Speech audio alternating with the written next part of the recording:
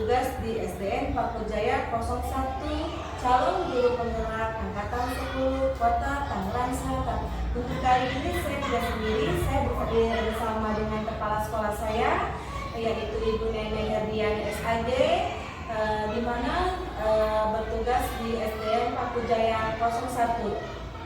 Saya akan melakukan kegiatan wawancara bersama kepala sekolah saya ini, ya, di mana modul 3.1 calon guru penggerak. Assalamualaikum Ibu. Bagaimana Ibu, sehat? Alhamdulillah. Alhamdulillah baik ya Bu ya. Ibu sebagai kepala sekolah di SDN Paku Jaya 01 ini, pastikan Ibu mempunyai kasus-kasus dan yang Ibu sudah pernah menghadapi kasus-kasus ya selama Ibu menjadi seorang pemimpin.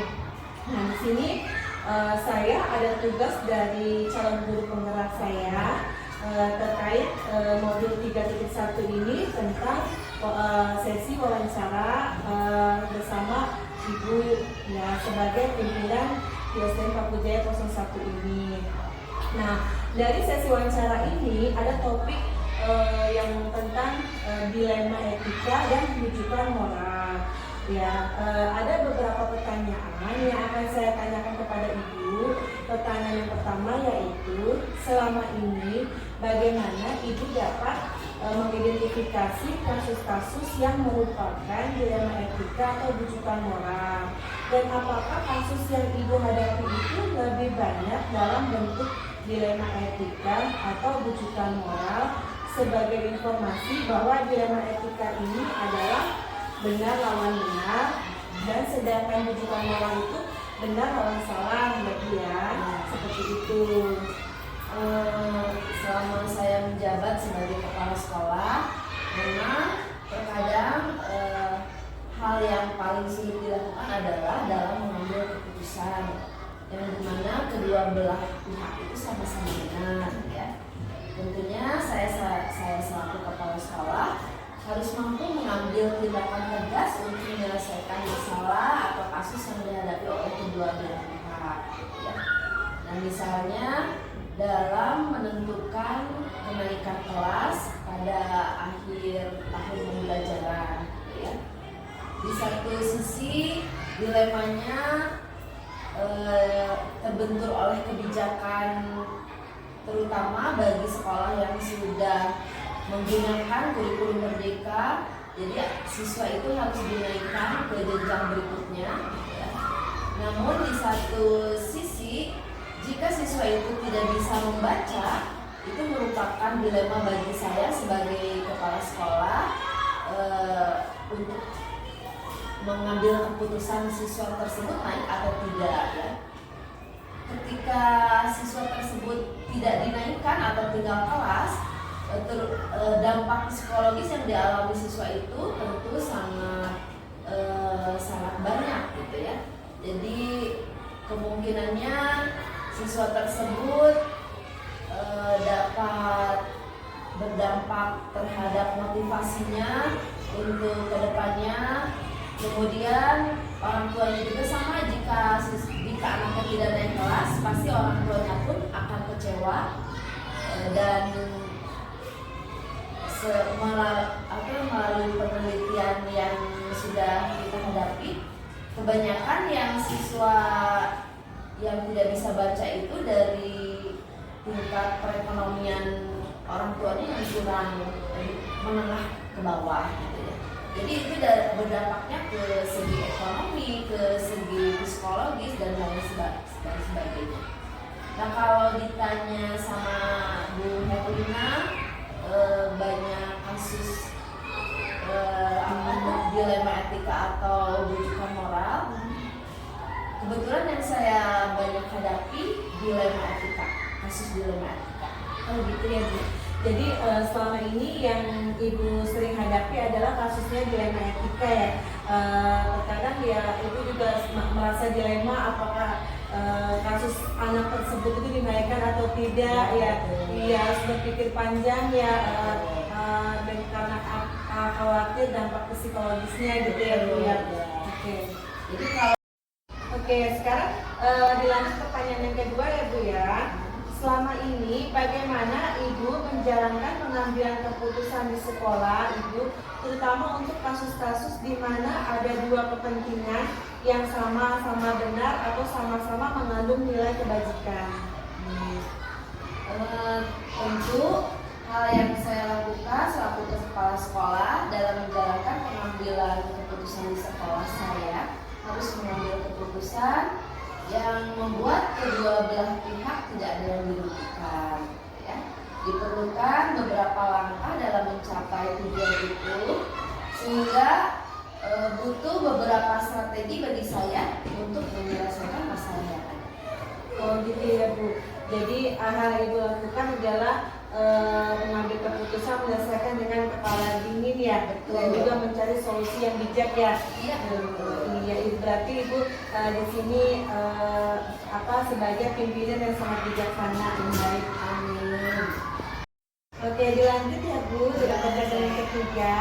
Jadi langkah-langkah atau prosedur seperti apa yang biasa Ibu lakukan selama ini dalam mengambil keputusan selama Ibu menjalankan kasus-kasus yang Ibu alami dari kasus-kasus yang pernah Ibu alami?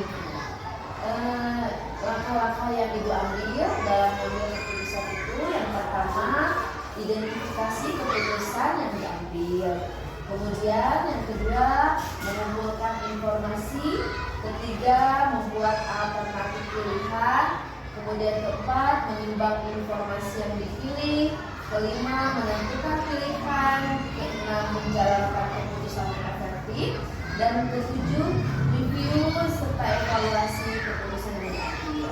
Jadi Ibu mengambil keputusan dari kasus yang pernah Ibu alami itu ada 7 ya Bu ya, 7 langkah-langkah yang Ibu ambil ya. Oke. Ya, lanjut pertanyaan yang keempat ya Bu. Hal-hal apa saja yang selama ini Ibu anggap efektif dalam pengambilan keputusan pada kasus-kasus dilema etika yang pernah Ibu alami dari kasus-kasus tersebut? Kan itu pasti Ibu kan akan mengambil keputusan tuh. Nah, keputusan yang efektif itu apa yang Ibu ambil? Ketika saya menghadapi dilema etika, saya sebagai kepala sekolah harus segera menemukan ya solusi yang tegas dan adil, kemudian memberikan pelajaran yang berharga dan melakukan komunikasi yang efektif. Jadi di sini Ibu sebagai kepala sekolah, Ibu mengambil keputusan itu yang tegas dan adil Ibu ya. Ibu sungguh bijaksana ya. Mudah-mudahan. Lanjut dengan pertanyaan yang kelima ya Bu. Yes. Hal-hal apa saja yang selama ini merupakan tantangan dalam pengambilan keputusan pada kasus-kasus dilema etika? Selama Ibu menjadi seorang pemimpin kan Ibu tadi sudah menjelaskan kasus-kasus Ibu ya, dan Ibu mengambil keputusan hal apa saja. Pasti kan ada tantangannya yang Ibu hadapi. Nah, tantangan itu apa saja Ibu? Hal yang menjadi tantangan dalam pengambilan keputusan pada kasus-kasus dilema etika yang saya hadapi itu, yang saya alami, yang pertama, jika dalam kasus yang saya hadapi itu kedua belah pihak itu sama-sama keras, ya. Kemudian kedua pihak mempertahankan pendapat dan keyakinan mereka masing-masing. Mereka merasa keyakinan mereka itu benar kedua-duanya, jadi tidak ada yang mau mengalah. Nah, kemudian yang keduanya mereka itu emosional yang tidak dapat dikendalikan oleh kedua belah pihak. Gitu ya Bu, jadi tantangan yang Ibu hadapi itu emosional ya, sama-sama keras karena merasa sama-sama benar ya Bu ya. Lanjut dengan pertanyaan yang keenam ya Bu ya. Apa Ibu memiliki sebuah tatkala atau jadwal tertentu dalam sebuah penyelesaian kasus dilema etika? Apakah Ibu langsung menyelesaikan di tempat atau memiliki sebuah jadwal untuk menyelesaikannya? Bentuk atau prosedur seperti apa yang Ibu jalankan? Jika saya merasa ada masalah, maka maka secepatnya saya harus bisa menyelesaikan masalah tersebut, ya, tanpa harus dijadwalkan terlebih dahulu. Ini tindakan tersebut untuk meminimalisir hal-hal yang tidak diinginkan. Maka saya harus segera menyelesaikan hal tersebut melalui musyawarah atau pertemuan secara intern, dan saya harus selalu menempatkan diri sebagai mediator yang bersifat netral. Jadi dari kasus yang pernah Ibu alami, dan Ibu ngambil keputusan itu tidak ada jadwal ya Bu ya. Jika nggak ada masalah, Ibu juga langsung mengambil keputusan ya, dan langsung Ibu selesaikan ya dengan netral ya. Betul. Dilanjut pertanyaan yang ketujuh ya Bu ya. Bisa. Adakah seseorang atau faktor-faktor apa yang selama ini mempermudah atau membantu Ibu dalam mengambil keputusan dalam kasus-kasus dilema etika? Pasti Ibu kan ada faktor-faktor nih sebelum Ibu mengambil keputusan dari kasus-kasus tersebut ya. Lalu apa saja faktor-faktor itu Bu? Faktor yang dapat mempermudah saya dalam mengambil keputusan dalam kasus dilema etika, di antaranya yang pertama, faktor kedekatan dengan kepala sekolah, dengan semua guru dan staf seluruh warga sekolah, gitu ya.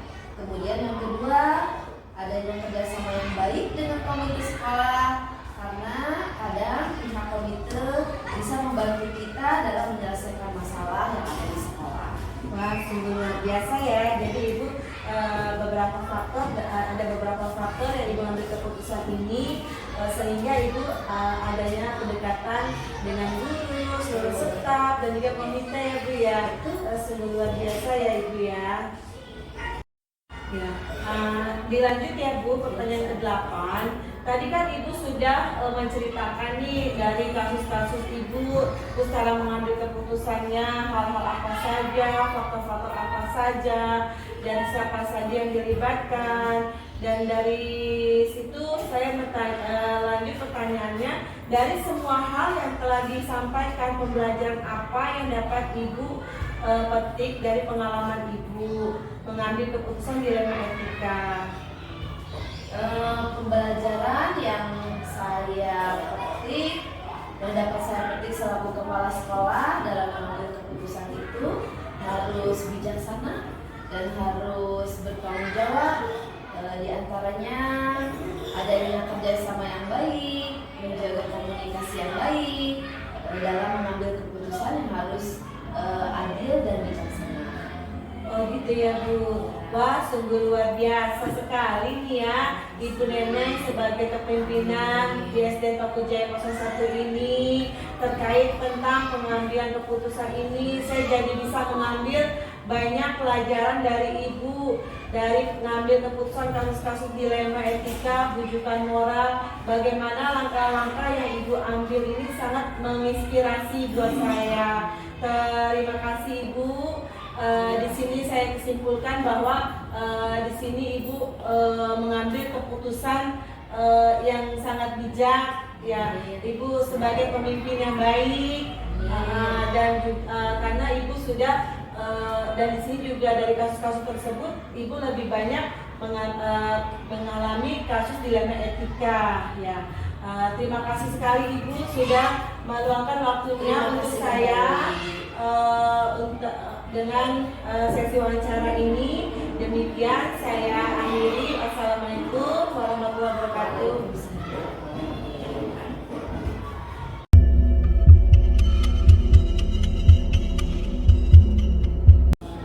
Assalamualaikum warahmatullahi wabarakatuh. Saya Herina SPD, bertugas di SDN Paku Jaya 01, calon guru penggerak angkatan 10 Kota Tangerang Selatan. Untuk kali ini saya ditemani oleh Bapak Ibu Suhaidi selaku kepala sekolah SDN Pondok Kacang Timur yang akan saya wawancarai. Dari sesi wawancara ini modul 3.1 yaitu tentang dilema etika dan rujukan moral. Assalamualaikum Bapak. Waalaikumsalam warahmatullahi wabarakatuh Bu. Bagaimana Bapak kabarnya? Alhamdulillah sehat. Bapak, apakah Bapak berkenan dan waktunya untuk sesi wawancara ini. Insya Allah Bu. Alhamdulillah, terima kasih Bapak. Begini Bapak, saya kan dari calon guru penggerak. Ini ada kegiatan di modul 3.1 ini ya, tentang sesi wawancara, dilema etika dan rujukan moral. Selaku Bapak sebagai kepala sekolah, saya akan ada beberapa pertanyaan kepada Bapak. Ya, pertanyaan yang pertama yaitu Pak, selama ini bagaimana Bapak dapat mengidentifikasi kasus-kasus yang merupakan dilema etika atau rujukan moral? Jadi Bapak selama Bapak menjabat jadi kepala sekolah, Bapak kan pasti sudah menghadapi kasus-kasus berbagai macam kasus. Nah dari kasus ini apakah lebih banyak rujukan moral atau dilema etika Pak? Baik, terima kasih kepada Ibu Herlina yang telah memberikan pertanyaan selama saya menjabat jadi kepala sekolah. Sesuatu dikatakan rujukan moral itu sudah pasti ada. Tentunya ada dua di sini. Ada dua buah hal yang termasuk di dalam rujukan moral. Di antaranya ada salah satu yang benar, ada salah satu yang salah. Dari salah satu itu tentunya menurut hukum harus diperbaiki agar lebih baik. Kedua-duanya itu jadi benar, maka itu harus dikatakan yang dikatakan dilema. Itunya dengan jalan kita saling mengisi, saling sharing bagaimana solusi-solusi itu sehingga tercipta hal yang dikatakan dilema itu dapat teratasi. Saya rasa itu. Jadi kedua-duanya itu benar, maka dikatakan dilema etika ya Pak ya? Betul. Ya Pak. Lanjut pertanyaan yang kedua ya Pak. Selama ini bagaimana Bapak menjalankan pengambilan keputusan di sekolah Bapak, terutama untuk kasus-kasus di mana ada dua kepentingannya yang sama-sama benar, sama-sama mengandung nilai kebajikan? Baik Ibu Herlina yang terhormat, sebagai pimpinan, sebelum saya mengambil keputusan, tentunya saya mengidentifikasikan terlebih dahulu masalah yang terjadi terlebih dahulu, kemudian saya memilah-milih siapa saja pihak yang terlibat, lalu mengumpulkan fakta-fakta yang ada dan seterusnya sehingga mengambil keputusan yang tepat jangan sampai terjadi kesalahan. Tentunya dalam hal ini supaya tidak terjadi konflik, tidak terjadi permasalahan, kita mengutamakan prinsip yang tertera di dalam Pancasila, yaitu asas kekeluargaan, musyawarah dan mufakat. Oh begitu ya Pak. Jadi sebelum Bapak mengambil keputusan, Bapak mengutamakan prinsip kekeluargaan dan musyawarah mufakat. Betul sekali Bu. Ya, lanjut pertanyaan yang ketiga ya Pak. Langkah-langkah atau prosedur seperti apa yang bisa Bapak lakukan selama ini dalam menghadapi kasus-kasus yang pernah Bapak alami? Pasti kan Bapak mengambil keputusan itu ada langkah-langkah atau prosedur yang akan Bapak lakukan. Nah itu langkah-langkahnya apa saja Pak? Baik, langkah pertama yang saya ambil adalah memanggil si pelaku tentunya dari kedua belah pihak, si A dengan si B umpamanya. Lalu baru kita cari titik permasalahannya supaya kita akan menemukan solusinya dari kedua belah pihak tersebut. Oke, jadi langkah dengan cara memanggil kedua belah pihak ya Pak? Iya. Oke, dari kasus-kasus yang Bapak alami, Bapak dalam mengambil keputusan itu kan Bapak tadi sudah menjelaskan langkah-langkah dan prosedurnya ya yang Bapak ambil itu apa saja. Dan sekarang pertanyaan yang keempat ini, hal-hal apa saja yang selama ini Bapak anggap efektif dalam mengambil keputusan pada kasus-kasus dilema etika Pak? Baik, jadi setelah kita panggil kedua belah pihak, maka kita adakan dialog. Kita tanya jawab kita tanya siapa yang benar sih, siapa pemula-mulanya, bagaimana Pak gini. Nah, tentunya dengan cara memberikan bimbingan secara komprehensif, tidak menimbulkan perselisihan. Jadi akur, damai dari kedua belah pihak. Oh, jadi menggunakan prinsip kekeluargaan ya Pak. Oke, lanjut pertanyaan berikutnya. Hal-hal apa saja yang selama ini merupakan tantangan dalam pengambilan keputusan pada kasus-kasus dilema etika? Baik Ibu, jadi selama saya menjabat sebagai kepala sekolah, dilema etika apapun permasalahan yang ada di sekolah maupun di luar sekolah yang kaitannya dengan pendidikan itu sudah pasti ada. Nah, oleh karena itu kita sebagai pemimpin jangan sampai ada timbul cemburu dan segala macam. Kita harus bisa mencari solusi yang terbaik bagi kedua belah pihak semaksimal mungkin supaya kita tentram, supaya kita baik. Tentunya itu tidak semudah membalikkan kedua tangan. Perlu dukungan yang positif dari semua warga sekolah. Baik Pak, membutuhkan dukungan yang positif oleh semua warga sekolah ya Pak. Oke, dilanjut pertanyaan berikutnya ya Pak. Apakah Bapak memiliki sebuah tata atau jadwal tertentu dalam sebuah penyelesaian kasus dilema etika? Apakah Bapak langsung menyelesaikan di tempat atau memiliki sebuah jadwal untuk menyelesaikan bentuk atau prosedur seperti apa yang Bapak jalankan? Baik, kalau ditanya hal seperti itu kita melihat sikon, lihat kondisi. Apakah kita di sekolah ataukah di luar jam sekolah. Yang penting intinya kita bisa mengatasi permasalahan-permasalahan tersebut. Dan itu perlu kerjasama, baik dari komite maupun dari pengawas selaku pembimbing kita di sekolah, bergantung pada karakter permasalahan yang terjadi. Pak, jadi langkah-langkah yang dilakukan adalah melibatkan beberapa pihak, dewan guru, pengawas, dan komite ya. Lanjutan pertanyaan berikutnya ya Pak, adakah seseorang atau faktor-faktor apa yang selama ini mempermudah atau membantu Bapak dalam pengambilan keputusan dalam kasus-kasus dilema etika? Baik Ibu, setiap masalah selalu kita libatkan dewan guru. Kenapa? Karena kita memang lembaga kita adalah lembaga pendidikan. Pastilah dewan guru yang kita libatkan. Kalau tidak ada solusi dengan dewan guru, tentunya kita punya atasan. Kita membutuhkan pengawas. Kalau ada pengawas, ada dewan guru, juga kita perlu ya komite-komite sekolah yang terlibat di dalam pendidikan tersebut, sehingga permasalahan itu dapat terselesaikan dengan jalan musyawarah secara kekeluargaan, dan masalah itu yang ada semuanya dapat teratasi.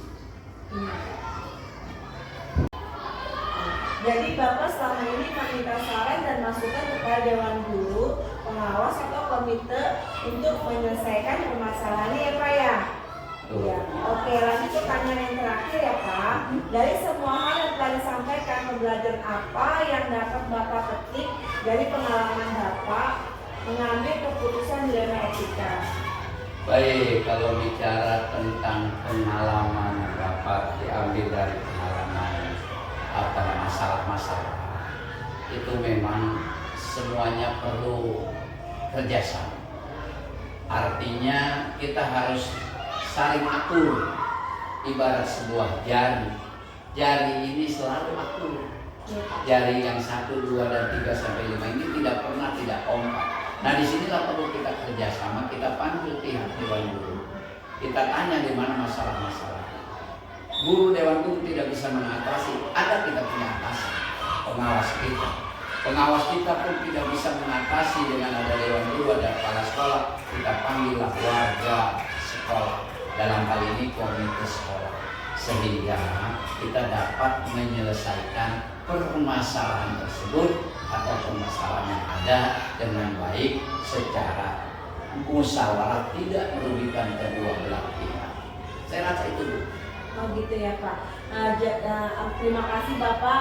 Saya jadi banyak tahu nih dalam menghadapi kasus-kasus dalam mengambil keputusan dilema etikanya. Jadi saya banyak belajar sama Bapak. Jadi saya tahu ya seperti apa yang dalam menghadapi kasus ini seperti ini, bagaimana cara menghadapinya ya, dari langkah-langkah, prosedur, tantangan-tantangan yang Bapak hadapi. Jadi saya tahu semua. Oke, sesi wawancara hari ini saya akhiri. Terima kasih Bapak atas waktunya. Mohon maaf apabila saya merepotkan Bapak. Sama-sama. Assalamualaikum Bapak. Waalaikumsalam warahmatullahi wabarakatuh.